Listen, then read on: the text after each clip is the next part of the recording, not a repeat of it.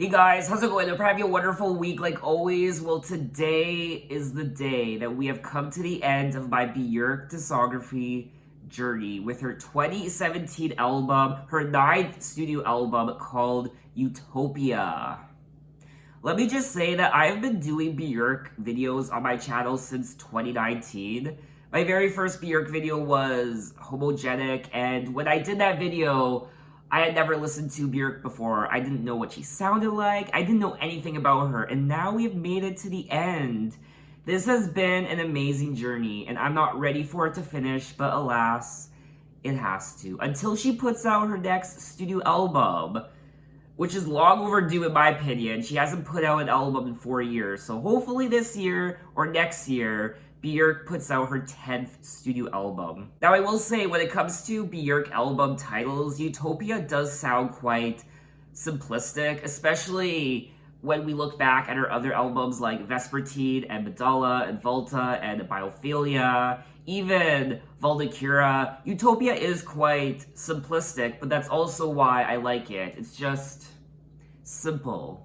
Utopia. When talking about the album title, Björk said, I kind of like the fact that it's a cliche. That word, it has a fascistic, I want the world to be like this feeling about it, because it's a proposal of how we can live with nature and technology in the most optimistic way possible. I like it. When I read the title of the album, I was getting futuristic vibes, this new pristine world full of, like she says, optimism and tranquility. Something we're definitely not experiencing right now in 2020 on planet Earth. Now, I am looking at the track list for Utopia, and there are 14 tracks, and the album is 1 hour and 12 minutes, and quite a few of these tracks have the same featured artist, Arca. Now, the album was produced by Björk and Arca, who is someone I was introduced to in my prior Björk video for Valdecura. Now, Arca is a Venezuelan musician, singer, composer, record producer, and DJ based in Barcelona. So I'm very curious to see what Björk and Arca has cooked up for this album, Utopia. But anyway, enough talking. Let's get into the album with track number 1, Arisen My Senses, featuring Arca.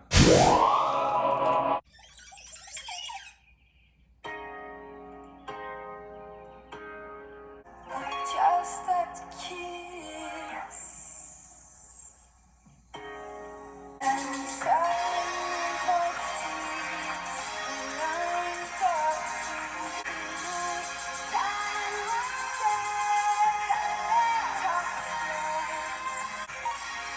believing a mistake, with every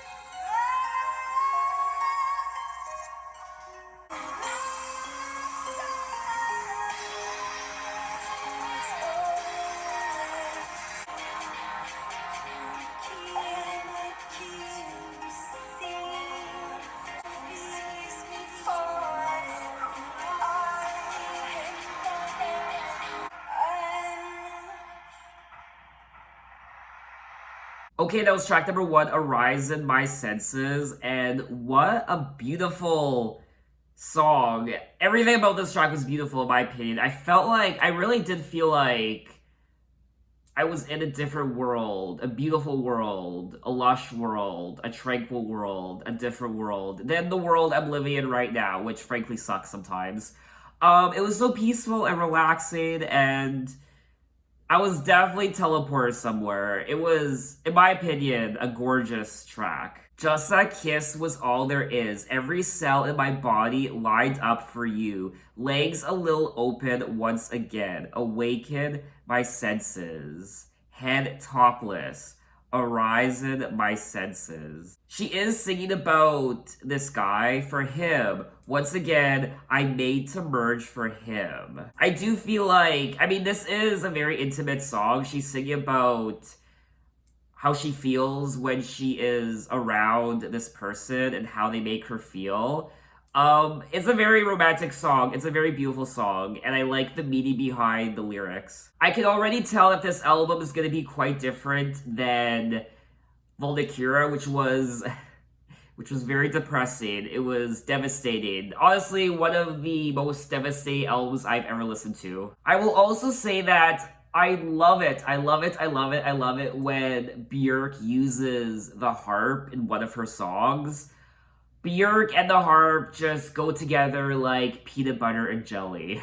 What? Anyway, it's beautiful. I love the harp so much. Honestly, I love the saxophone, I love the violin, but the harp gets me every time. When talking about the song, Bjork said, I just thought it was the most happiest firework that I'd ever done. Then I exaggerated that by writing a harp arrangement around it. After the sad nature of her previous album, Volcura, which dealt with the end of her long-term relationship to Matthew Barney, Bjork said she tried consciously to do the opposite now for Utopia. The melodies like a constellation in the sky, she described. I don't know, it does feel like she's waking up and she's starting anew, and this is a new beginning for Bjork, and her eyes are open, her senses are open, and at this point, I'm just gushing about the song. I love it so much. Anyway, let's move on to track number 2, Blissing Me, featuring Arca. All of my mouth was kissing it.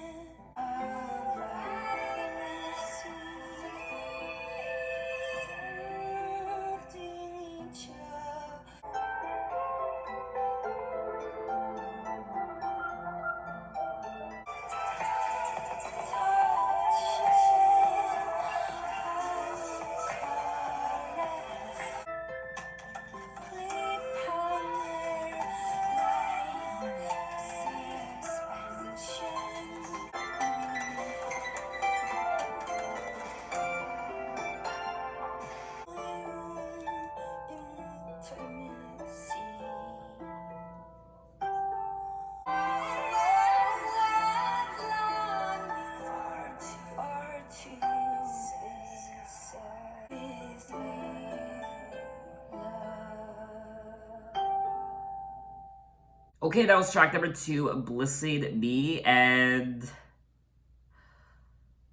I couldn't even look at the lyrics as I was listening to this song. I was kind of glancing at them from time to time, but I couldn't even keep my eyes open because the production and just the harp, it was kind of putting me to sleep, and not in a bad way.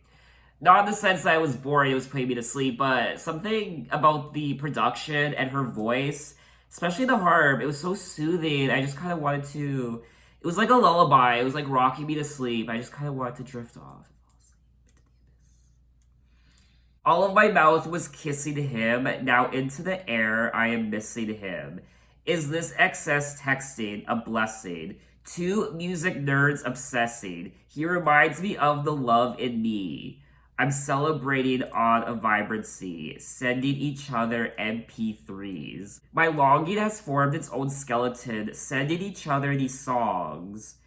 The interior of these melodies is perhaps where we are meant to be. Our physical union of fantasy. I just fell in love with a song. Did I just fall in love with love? So, obviously, I mean, this song is about songs and music. It's about her falling in love with songs, MP3s, CDs, and maybe she's talking about this love for music that she has with this other person, how they both are obsessed with music, two music nerds obsessing. It reminds me of the love in me. So they are loving and obsessing over music, and that's kind of the main chunk of their relationship. Their love for music, their mutual love for music. So maybe instead of falling in love with him, she's falling in love with their passion for music and the music itself. Or maybe she loves him because of their mutual passion and love and obsession for music. Maybe it's the music that's enticing her and seducing her and making love to her. Maybe. So I do feel like the lyrics of this track are pretty straightforward. It does say here that the song is about two music nerds bonding and falling in love as a result of swapping MP3s. It's really exciting when you meet someone and you both have the same obsession for something, whether it be music or movies or sports or cooking or books or fashion. But anyway, let's move on to track number 3, The Gate, featuring Arca.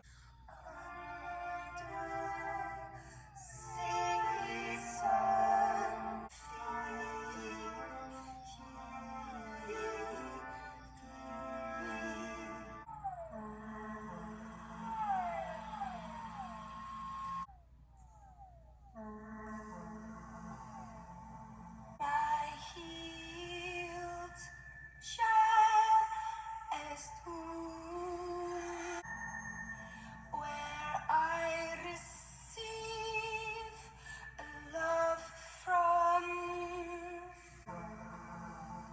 and I care for you, care for you. Splattered light beams, care for me, care for me. And then I'll care for you, care for you, care for you, care for you.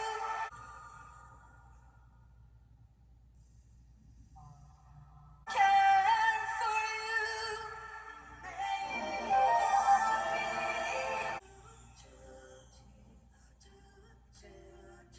Okay, that was track number 3, The Gate. Definitely, I mean, this is probably one of my favorite tracks so far. I mean, we're only 3 tracks into the album, but it's very hard for me to pay attention to the lyrics on this album because honestly, I'm not even reading them.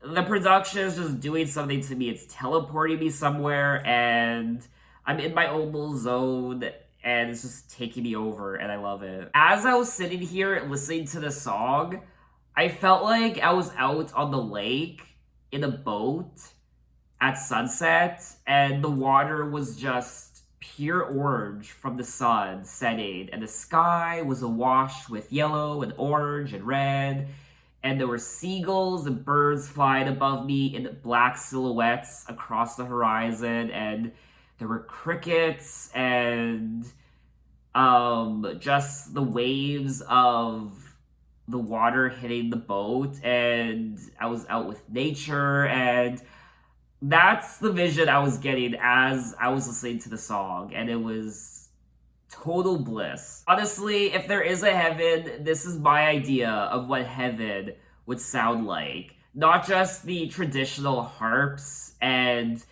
the angelic choirs, but also something like this. I mean, this is what I envision heaven to sound like. And that's probably, honestly, one of the biggest compliments I've ever given to the production on an album.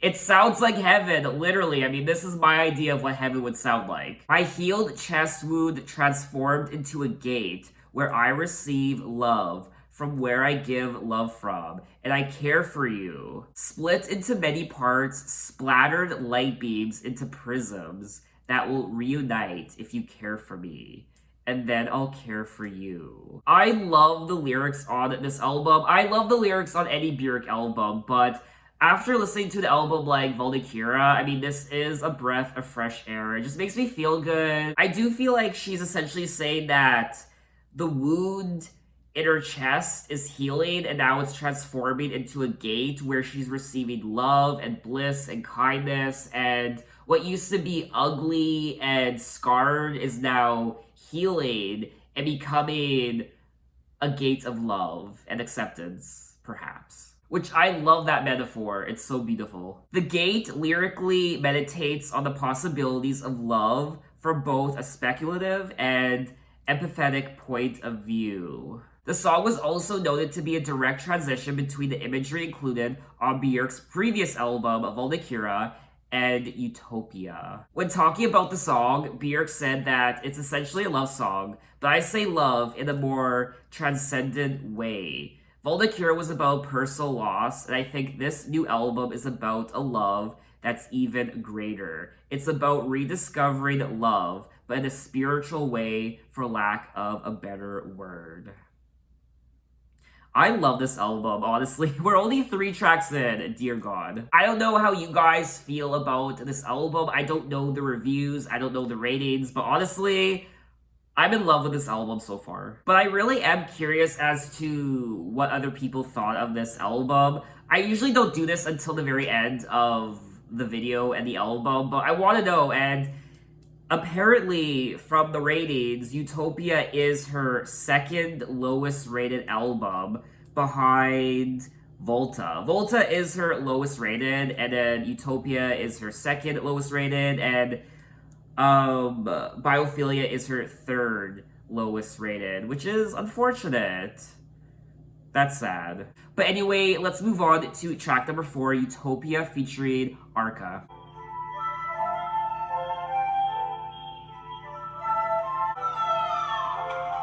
I feel like I'm in some sort of elvish forest or something.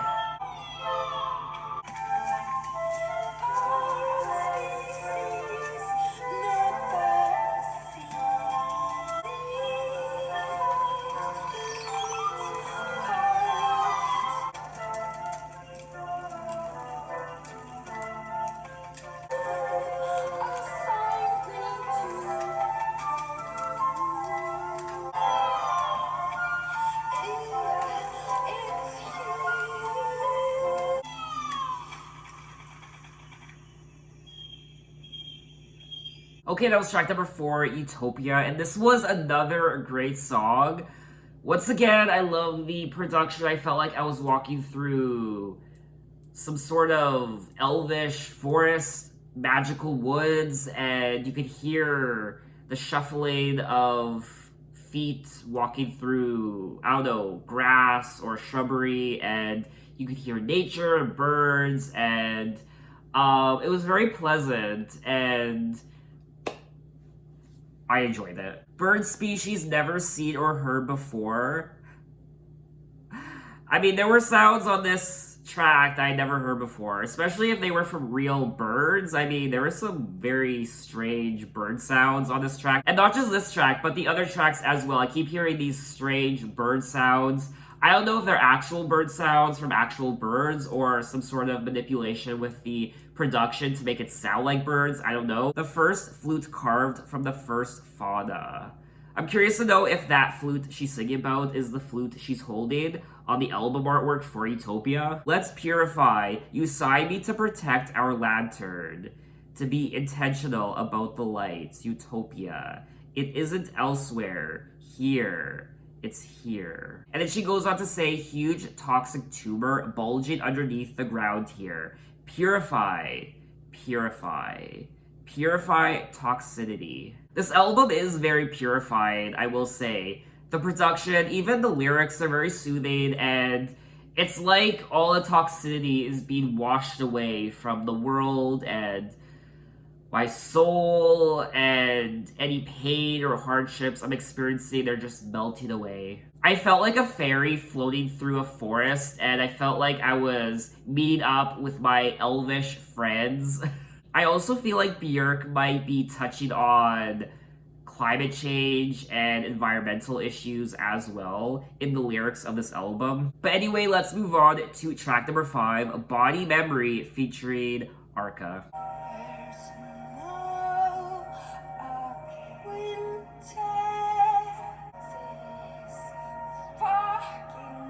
She swore.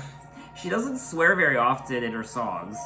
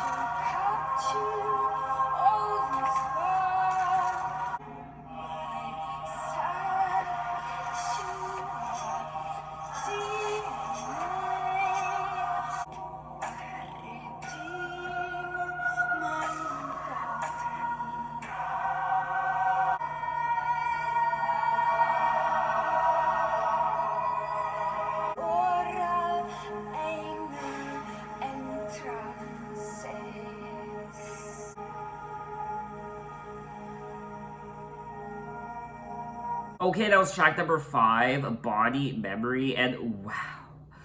I went on a journey listening to this song. It was over 9 minutes, and it was a really interesting 9 minutes. I like how it was very animalistic, it was very tribal, very, I don't know, like prehistoric about, I guess, the body. I have to read the lyrics again. But lyrically, it's a very interesting track. Lots of interesting sounds. Definitely fits in with the rest of the album. You can hear birds. Even like you could hear some sort of beast in the background, as though you were in the woods or some sort of forest, like a tiger. Very animalistic. I really liked it. The snow of winter, I'm walking hills and valleys, adore this mystical fog. These cliffs are just showing off. Then the body memory kicks in. I mime my home mountains, the moss that I'm made of. I redeem myself. Do I accept this ending? Will I accept my death?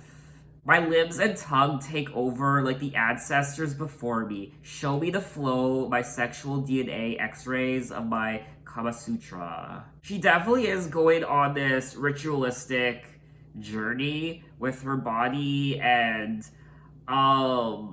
discovering her ancestors and her land and the myths. And my warrior awakens, my turn to defend. Urban didn't tame me. Then my body memory kicks in. Oral anal entrances. Enjoy the satisfaction. If the other is growing. It almost seems like she's transforming into this new entity. It says here that the song was written as a response to Voldekir's 10-minute long breakup song, Black Lake. Because that song was more negative and depressing than anything Björk had ever written, she wanted this song to be more optimistic, a manifesto about how she is going to live the second half of her life. The song was originally going to be 20 minutes long, apparently. Each verse of the song touches on different components in her life. Verse 1 is rural, and verse 2 is about destiny, verse 3 about love, verse 4 about sex, verse 5 about urban, and verse 6 about her custody battle with her ex-husband.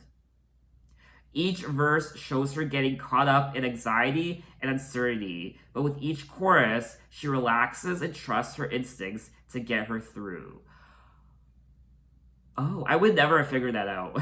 I definitely need to go back and listen to the song again, especially now, knowing the information that I know that I did initially when I was going into it. Now, I am looking at some of the reviews of this album, some reviews that people have left, and it seems like the main complaint that the majority of people have is that they say that the album doesn't sound like a Björk album. They feel like Arca took it over, and a lot of people say it sounds like an Arca album rather than a Björk album. So I guess if you're a more traditional Björk fan, you probably won't really gravitate towards this album production-wise. At least that's the gist I'm picking up when I read some of these reviews. We are 5 tracks into the album, and I definitely don't think this is one of her best albums, but I also don't think it's a horrible Björk album. I think it's great, it's different. That's what I also like about Björk, is that all her albums sound different from one to the next, and she's always experimenting and trying something new. So I can really appreciate what she has done with this album. I can really appreciate what Arca has done with this album as well, and I like the sounds, and to me, it's a beautiful sounding album. But anyway, let's move on to track number 6, Features, Creatures.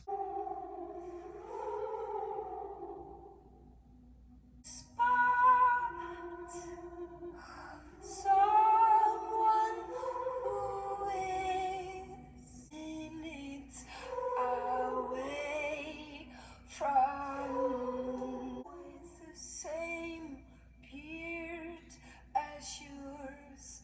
I literally think, isn't it peculiar? My mind shuffling your features.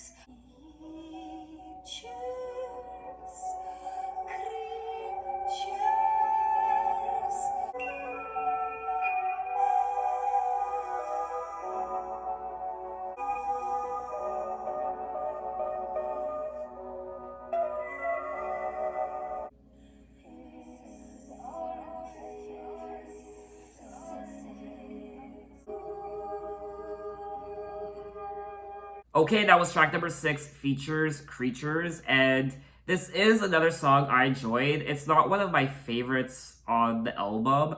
I do like the lyrics though. When I spot someone who is the same height as you and goes to same record stores, I literally think I am 5 minutes away from love. Girl, same. When I hear someone with the same accent as yours, asking directions with the same beard as yours, I literally think I'm 5 minutes away from love. Features, creatures, this horrid face. So, this song is pretty self-explanatory. She is reminiscing about the features of this man, someone she used to love, and when she sees someone the same height as him with the same accent and same beard, she thinks she's 5 minutes away from love because this person reminds her of the man she used to love. Creatures, features.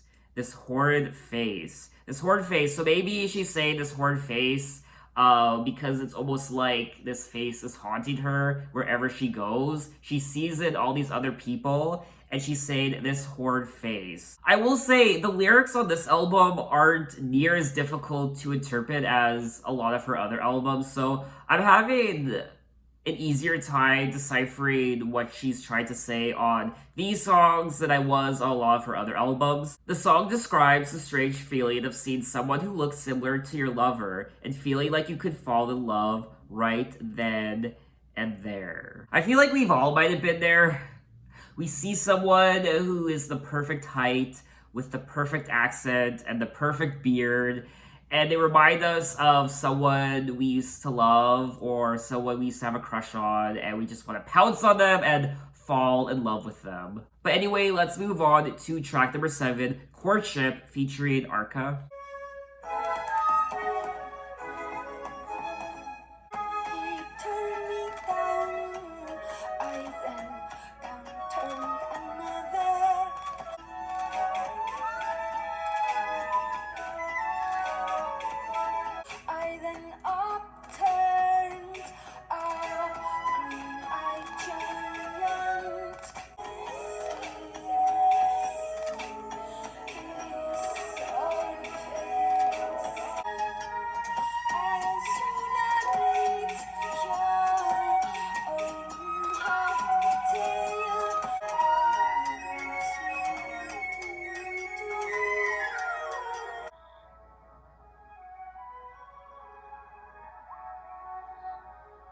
Okay, that was track number 7, Courtship, and I swear I'm getting Peter Pan vibes from some of these songs, especially when they incorporate the flute, the harp, and the flute. I love the flute so much.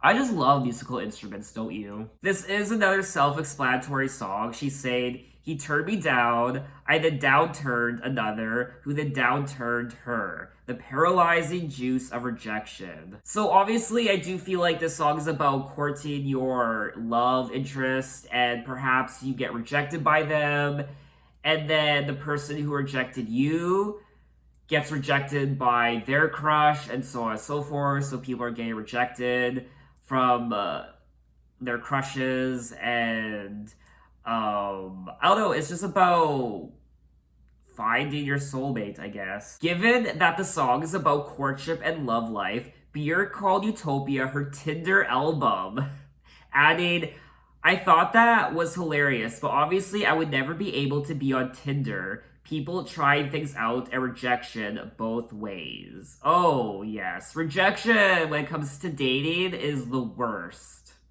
Especially when people are just assholes about it and they're just douches. Like, if you don't like me, if you don't want to date me, just say no or just ignore me. Don't be, an asshole about it. Luckily for me, I haven't been in too many situations like that, but I've heard from friends and other people that, they go to message someone on a dating app and the other person replies with a snarky message or a rude message. It's like, if you're not interested in me, just don't reply to me. You know, don't reply back to me and say something mean. I feel like the best way to reject someone on a dating app is to just not reply to them, which sounds cold, I suppose, but it's better than replying to them and getting their hopes up, thinking that you're interested. So what I usually do is I don't reply to the person, which sucks, but I feel like that's the best way. This is another song on the album where I liked it, but I didn't love it. Of course, I loved the production. And I liked the lyrics. I think they're cute. I liked the story that she's telling in the song, but compared to the rest of the album, I'm just not the biggest fan of this track. But anyway, let's move on to track number 8, Lost, featuring Arca.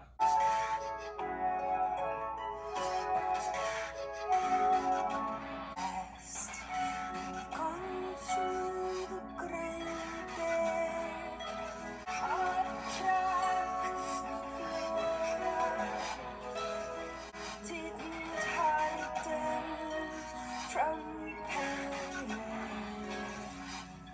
hearts of flame, defines us. Straight into the eye.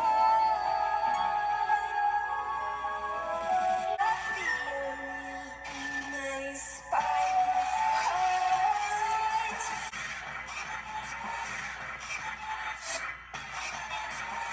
Okay, that was track number 8, Lost, and I don't know how I feel about the production on this track.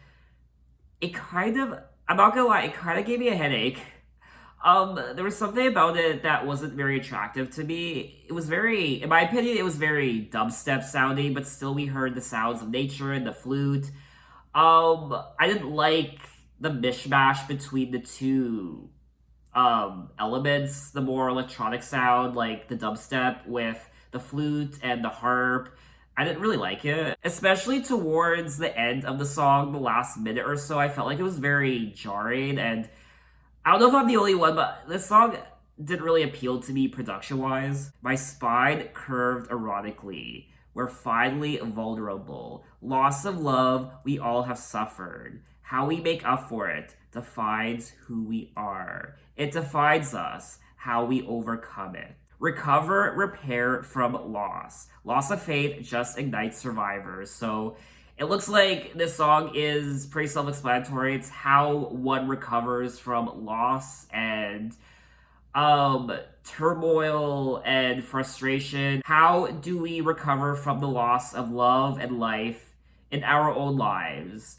And how we do it defines who we are. Björk viewed the song as a girl goth music and compared it to pagan poetry from Vespertine. For me, that song needed to be about that same pain and the same grind of Valdecura, but zoomed out. You're looking at the big picture, so it's not personal like Valdecura, but does have to have that same sort of feeling. I think one of the reasons why I might not have gravitated towards this song like all the others is because it is more dark. It's more, what's the word? It's more gritty and I don't know, it's not as light and euphoric and it's not as happy, I guess, as the rest of the album. Whereas this one I feel like is probably one of the more edgier and darker songs on the album. I don't know, maybe I have to listen to the song again, but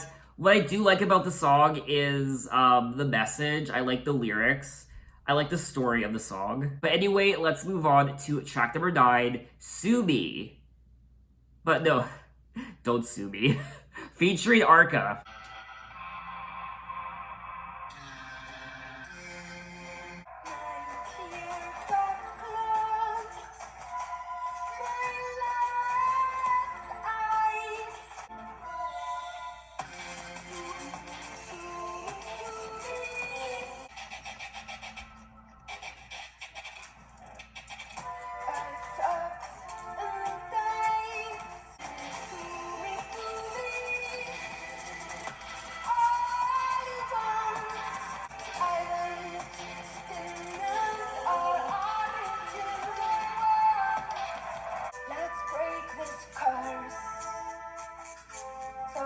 will fall on me. All you want,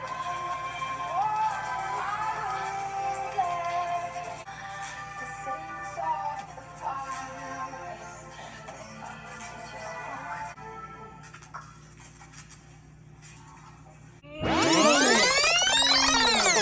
Okay, that was track number 9, Sumi, and the more I listen to this album, the more I feel like this album, Utopia, is Valdecura Part 2. Especially these last couple tracks. Sumi is another dark song compared to the rest of the album, which was more light and, I don't know, it was more peaceful, I guess. Whereas the album kind of now is taking a darker turn, and she's bringing up dark moments that we experienced on her Valdecura album with the breakup of her ex-partner. She's saying, Sumi, Sumi, Sumi, all you want, I won't denounce our origin. I also think this lyric here is very powerful when she says, he took it from his father, who took it from his father. Let's break this curse so it won't fall on our daughter and her daughter. Won't let this sink into her DNA. For me, anyway, this song is very relatable. As I was listening to this song, I was conjuring memories and things I've gone through as a kid. And it's things I still think about to this day when it comes to my family, what have you. So I find the song, for me anyway, very relatable. And some of the things she says in this song are things that I've actually thought about. It's almost scary how similar our thoughts are on this song. The song touches upon Björk's custody battle with her former partner Matthew Barney over their daughter Isadora. So lyrically, I did enjoy the song. I like what she's singing about on the song, but this is a track where I probably would listen to it again because it doesn't make me feel good, just like Valdecura. I enjoyed listening to Valdecura. I think it's a great Bjork album, but it's an album I probably won't go back to a lot just because of the way it makes me feel. It doesn't make me feel good. I'm getting the same feeling with this song. So anyway, let's move on to track number 10, Tabula Raza, featuring Arca.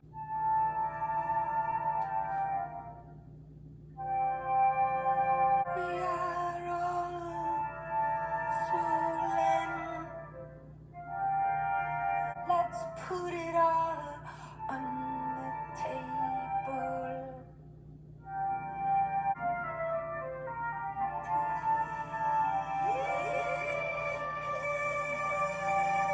Not repeating the fuck-ups of the fathers. Grace and dignity. But you'll have to deal with shit soon enough. For us women to rise and not just take it lying down. Thought ours was the only one.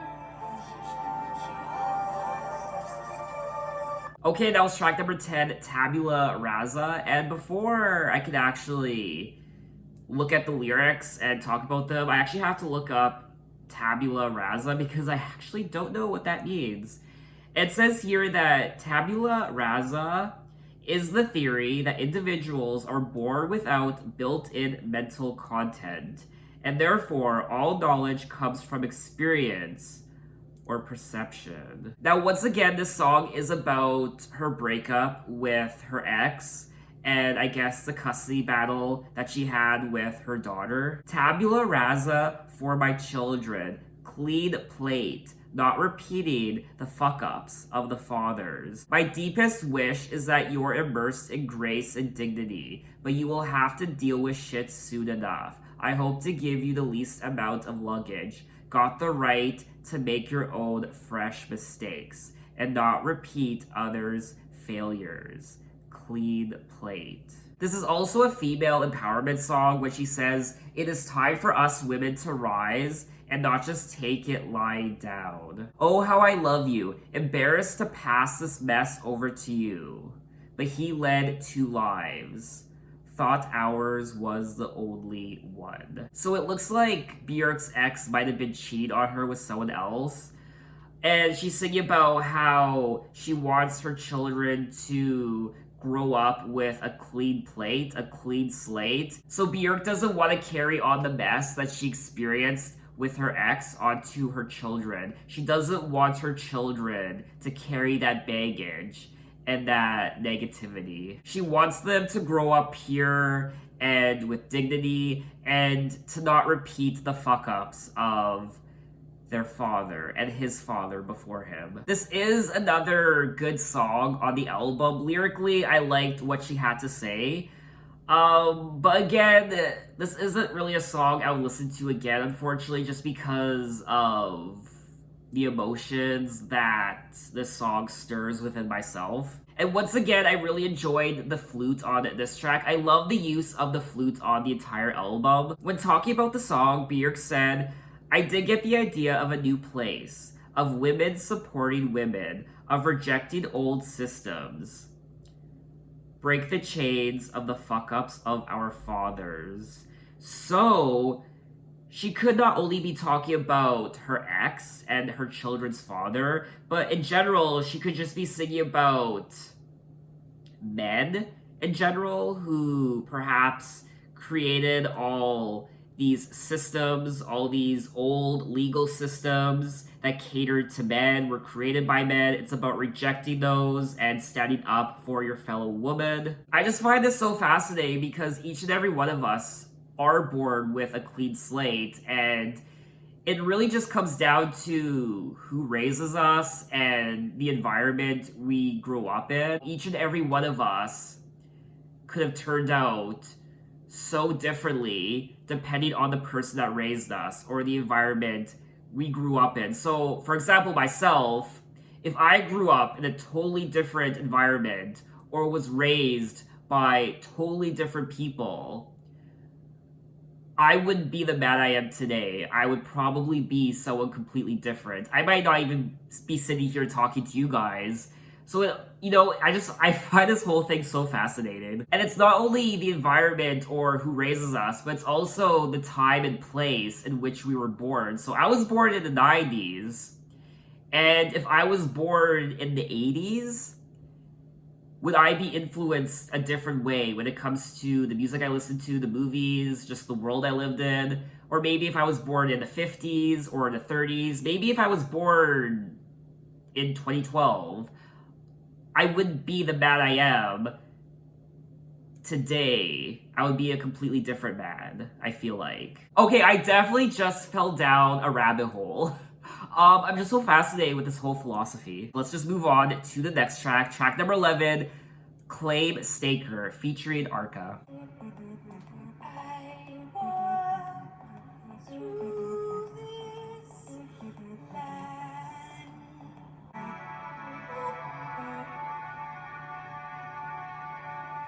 this land with my sense in hands, physicality. This forest is in me. I am disease. Is in me.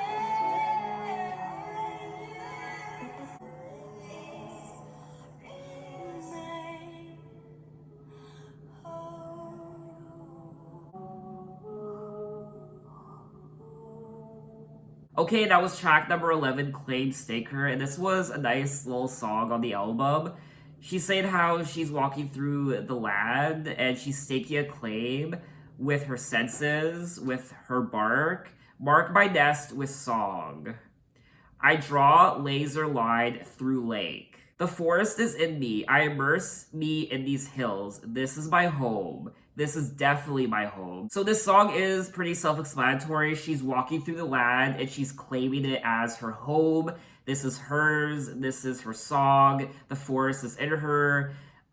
This is her forest. This is her place. This is her home. She's claiming this land as hers. I just came across this post on the internet by accident. It says, "Why do people think Claimstaker is the worst song on Utopia?"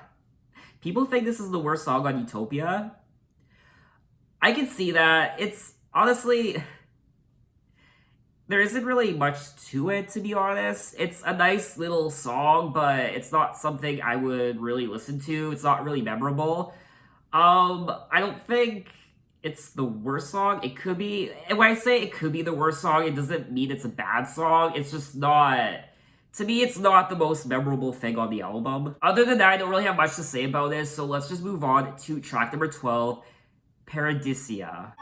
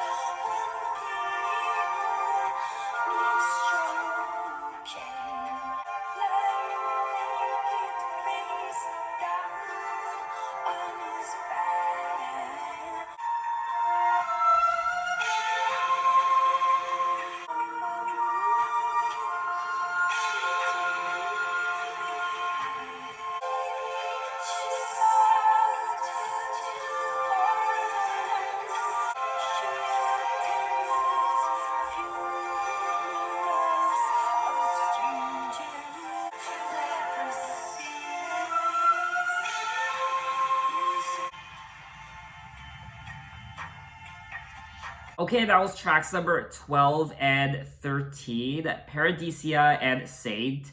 Paradisia was more of it was more of an interlude. There weren't any vocals. It was just the flute and the sounds of nature. It was very peaceful and relaxing. I enjoyed it. And then track number 13, Saint, was a beautiful track. She always knows when people need stroking and is attracted to deathbeds and divorcees. I dreamt she cared for my dying grandfather, lying naked, face down on his bed. And then she goes on to say she reaches out to orphans and refugees, embraces them with thermal blankets, her favorite childhood moments. We're at a hospital for disabled. I've seen her offer empathy to widows. She attends funerals of strangers. She also feeds children with leprosy. Music heals too. I'm here to defend it and bless it too. I really like the lyrics on this track. I don't know who she's singing about, but this woman that she's singing about is a saint, apparently. She cares for all these dying people, all these children, the orphans and refugees, and she takes care of the widows. I've seen her offer empathy to widows, and this woman, she attends funerals of strangers. Wow, this woman, she's a saint. Music heals too. So not only is this woman feeding the orphans and these people, and she's helping these strangers who are dying, but Bjork is saying that music heals too. I'm here to defend it. The song is an ode to music, personified as a female saint. Oh, a matriarchal figure whose powers of healing, love, and empathy are boundless and timeless. Björk feels that music has healed her even at the worst points in her life. I mean, music does wonders. It heals so many things. The pain and anxiety and turmoil and frustration, it just calms you down. Music has gotten me through so many things in life, and it really is a beautiful medicine. So overall, this was another great track, and I enjoyed listening to it. So we have come to the end of the album, track number 14, Future Forever, featuring Arca.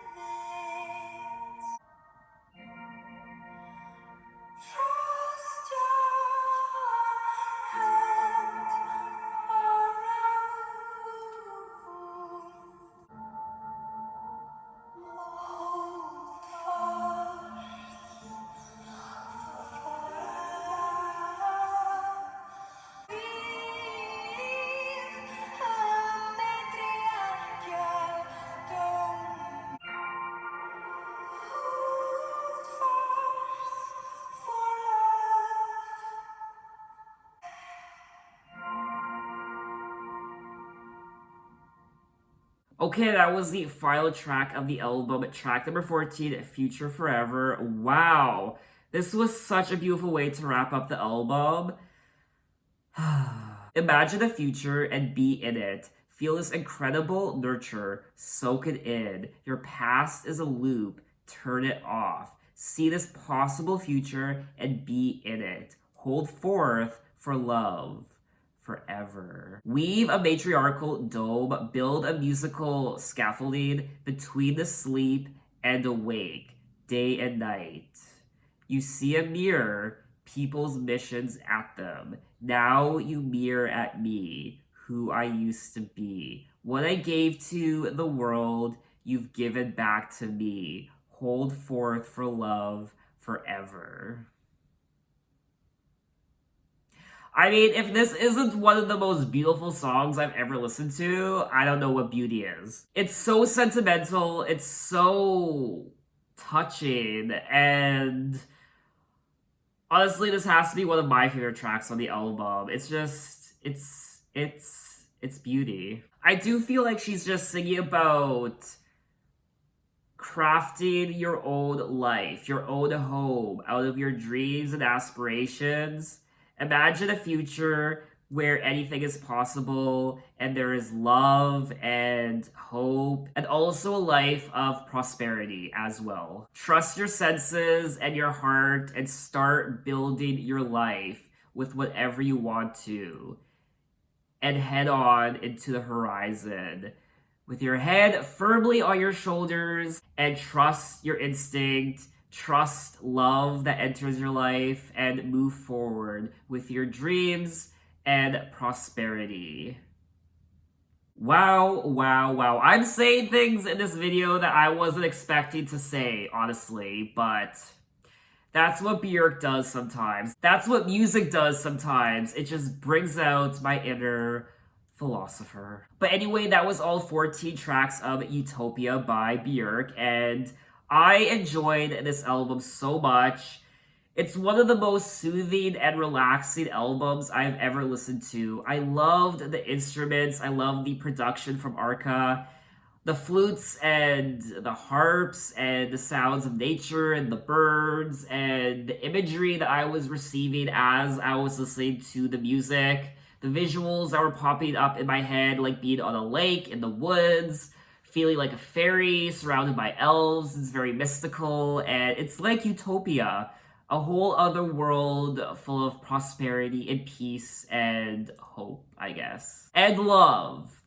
And love. I also enjoyed the lyrics on this album. They're definitely not as cryptic as a lot of her other albums. They're quite easy to understand and digest. I also enjoyed her voice. Her voice was sublime, it was soothing, it was peaceful, and it was very elegant. Overall, I do think that this is a strong album from Bjork. I know, like I said already, I know there are people out there who don't like this album because of Arca.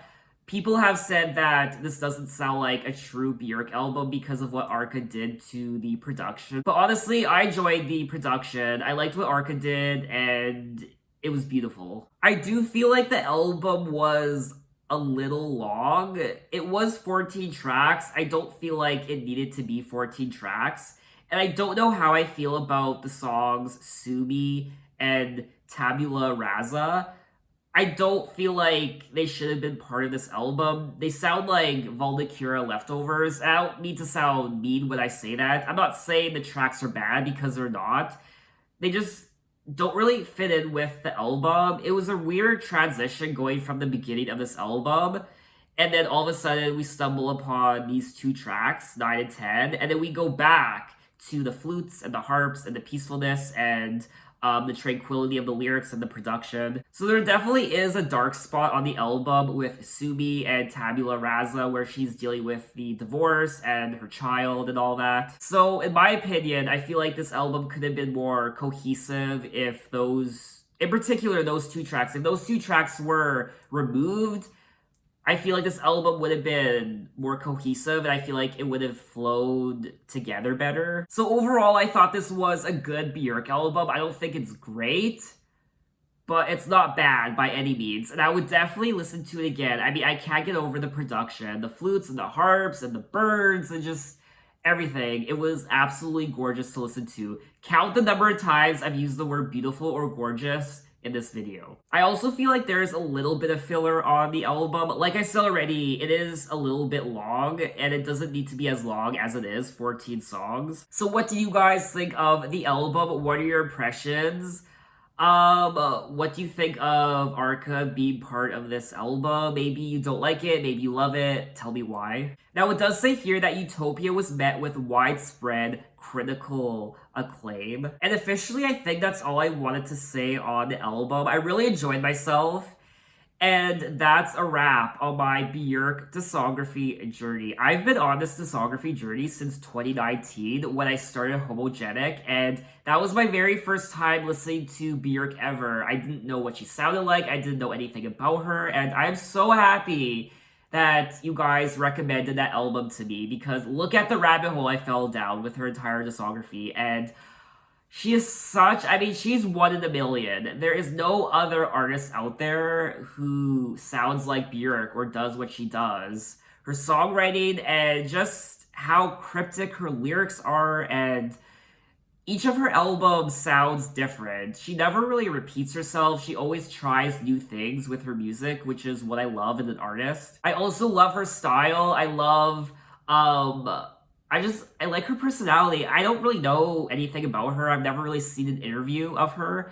I like her fashion. She just seems so strange but artistic, and a little bit macabre at times, but very sentimental and very loving and caring and optimistic. And she lays her feelings out on the table for us, but I think she does it more so in a very metaphorical way. It's very cryptic. Whereas a lot of other artists, they kind of tell you point blank how they feel. Whereas with Björk, you kind of have to take a key to the lock and try to open it, and at times it's a bit of a struggle, and sometimes you can't get it open, so you kind of have to look at the lock and just think about what's inside and what you think she's feeling. In my opinion, there's never a dull moment when you listen to a Björk album, and I gotta say, her discography is very consistent.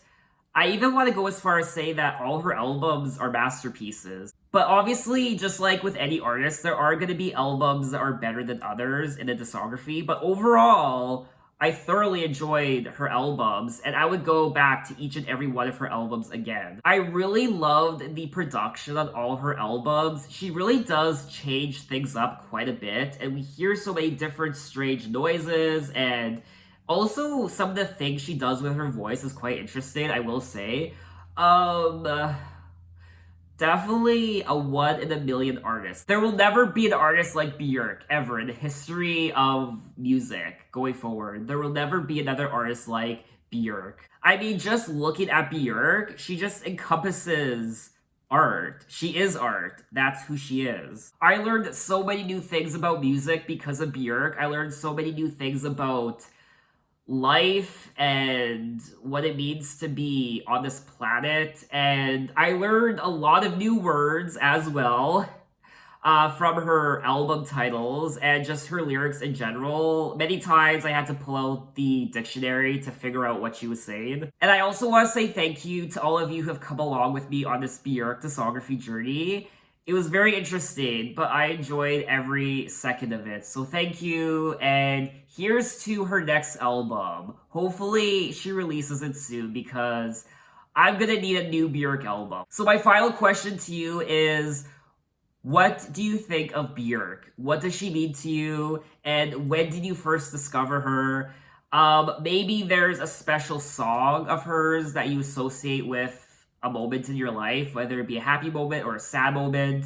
If you were to rank all her albums, how would you rank them? I do want to do a Björk ranking video down the line. I'm going to rank all her albums. I don't know when that'll be. Maybe you were influenced by Björk to get into art and music, fashion perhaps. I will never forget that Björk swan dress. That swan dress. Before going on this Björk discography journey, I knew absolutely nothing about her except that stupid swan dress. I don't even want to call it stupid because it wasn't stupid. It was so fun to look at. And how many people can say that they wore a swan dress to an award show with the swan's neck wrapped around their own neck. I mean, honestly, such an iconic look. But anyway, guys, that's a wrap, and thanks for watching. I will see you next time. You can find me on Instagram, you can find me on Twitter, you can message me, you can say, hey, how are you? So, take care.